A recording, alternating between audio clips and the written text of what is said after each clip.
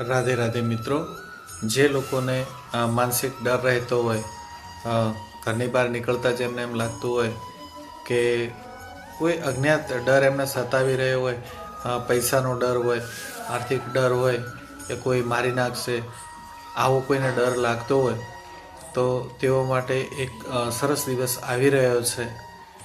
તારીખ 12/11/2025 રોજ ભગવાન ભૈરવની ઉપાસના કરવી તો તમારો ડર કાયમ માટે દૂર થઈ જશે।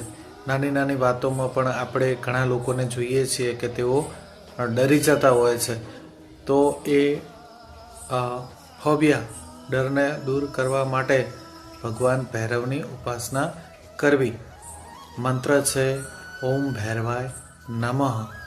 આના બને એટલા વધુ જાપ એ દિવસે કરજો। રાધે રાધે।